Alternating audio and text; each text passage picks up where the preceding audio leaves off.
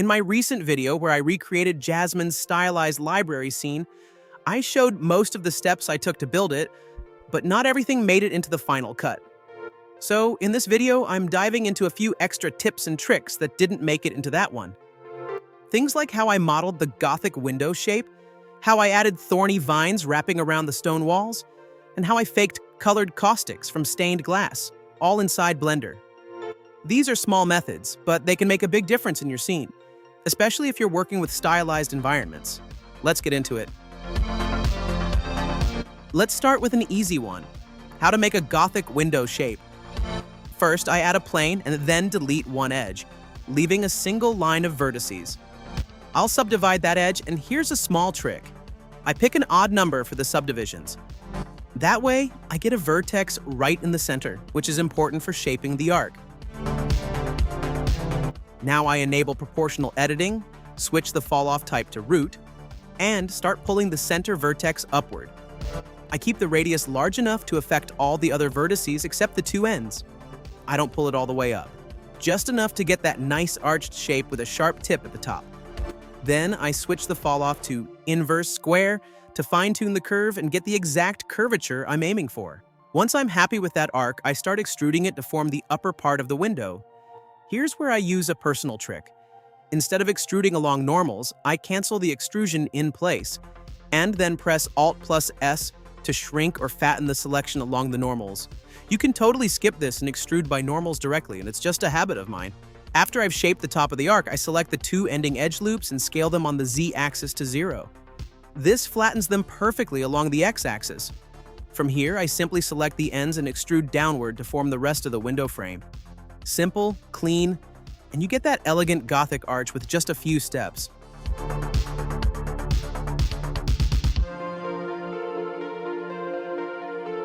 Alright, here I have the library scene opened up in Blender with some basic lighting in place. What I want to do is fake the effect of light coming through a colored window, those beautiful, soft caustics you sometimes see on the floor. The first step is simple. I need the window glass to look like it's being illuminated. I'll do that by taking the base color of the stained glass texture and plugging it into the emission input of the principled BSDF shader. After that, I just play around with the strength until it looks convincing. Not too bright, not too dull. Next, I'll add an area light and rotate it, so it's facing perpendicular to the window. This light is going to fake the light passing through the colored glass.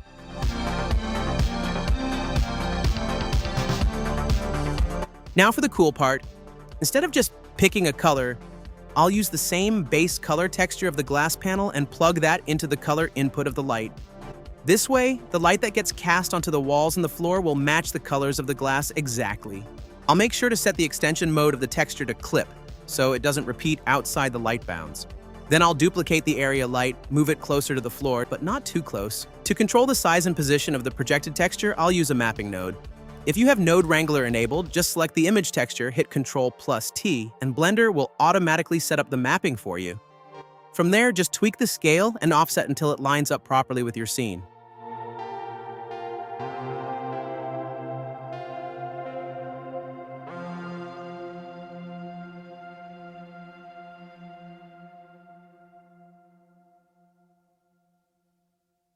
And angle it just a bit. This gives us that nice, sharp, caustic look near the window, and it softens out as the light spreads. At this point, you might notice some weird artifacts showing up on the floor.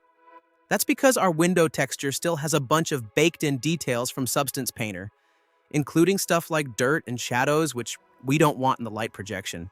To fix this, I open up the texture in Photoshop or any image editor and delete the areas I don't need, especially the parts where the window frame intersects with the glass, since obviously no light would shine through the frame. I use the ambient occlusion baked into the texture as a guide to help me erase only what's necessary.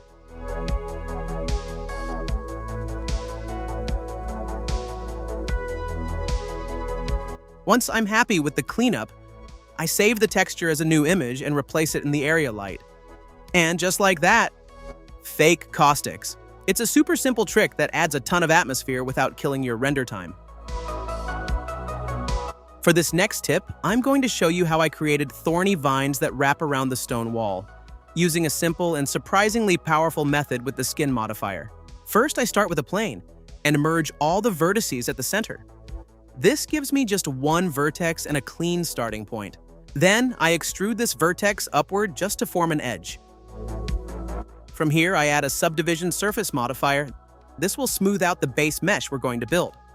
Next, I add the skin modifier, followed by another subdivision modifier. The second subdivision ensures the resulting geometry is nice and rounded. Now, the skin modifier works by creating geometry around the edges we extrude. It's like giving volume to a wireframe. To control the thickness, I select any vertex and press Ctrl+A. This scales the skin radius and lets me define the width of the vine at that point. To have the vine follow the stone wall, I enable Snap to Faces in the snapping options. Now, when I extrude, I can just click along the surface and the vine will snap perfectly to it. You can keep extruding and adjusting the path freely, but there's one important thing to keep in mind. For the skin modifier to generate the mesh properly, at least one vertex needs to be marked as the root. To do that, just select a vertex and hit Mark Root in the skin modifier panel.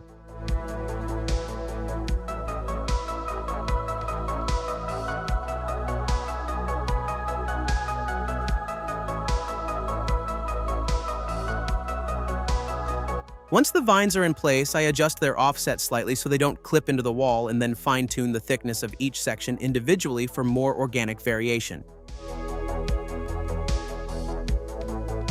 Next, I need to prep the vines for sculpting. I add a bit more geometry by applying the modifiers and subdividing. Then I hop into sculpt mode. Using the clay brush, I rough up the surface a bit and add some texture. To make the thorns, I switch to the snake hook brush and gently pull out small spikes all over the surface. It's quick and gives the vines a nice, aggressive look.